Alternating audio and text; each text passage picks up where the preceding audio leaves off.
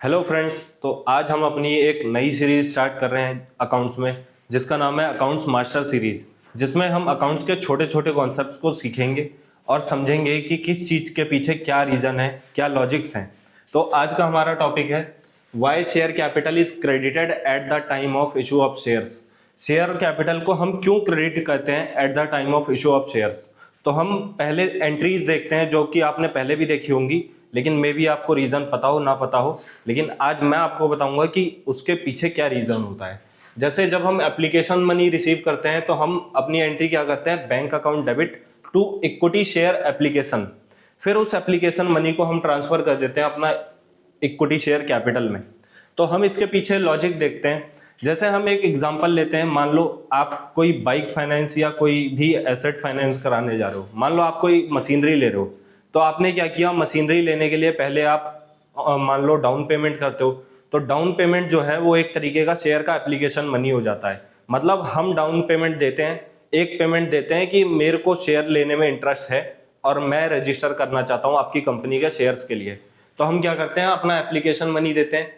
अब जब application money देते हैं तो आपका बैंक बढ़ जाता है, बिजनेस का बैंक बढ़ जाता है, बैंक बैलेंस, तो बैंक हमारा डेबिट हो जाता है।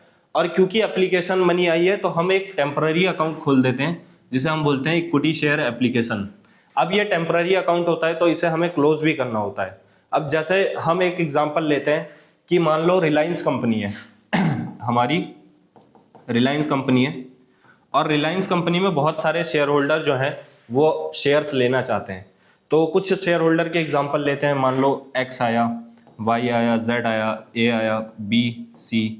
तो अगर इनकी शेयर्स रिसीविंग की एंट्री, इनका जो शेयर मनी हमने रिसीव किया है, अगर हमें उसकी एंट्री करनी है तो क्या हम ऐसा कर सकते हैं कि हमने अपना बैंक डेबिट किया और टू कर दिया एक्स, टू कर दिया वाई, टू कर दिया जेड, टू ए, बी, सी।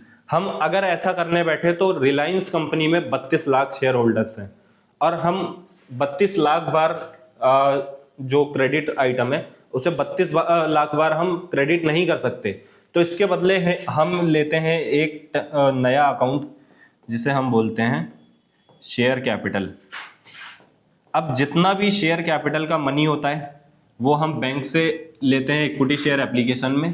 फिर वो इक्विटी शेयर एप्लीकेशन एक टेम्पररी अकाउंट होता है, तो जो क्रेडिट हुआ था उसे हम डेबिट करके ट्रांसफर कर देते हैं अपना इक्विटी शेयर कैपिटल में।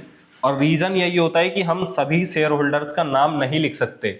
तो जब हम नाम नहीं लिख सकते तो उसके बदले हम क्या करते हैं, एक नया अकाउंट बनाते हैं जिसे हम बोलते हैं शेयर कैपिटल अकाउंट। और ये एक लायबिलिटी अकाउंट होता है, बिजनेस के लिए लायबिलिटी होती है शेयर्स, इसी वजह से शेयर कैपिटल को हम करते हैं क्रेडिट। तो आज के लिए इतना ही, मिलते हैं अगली वीडियो में।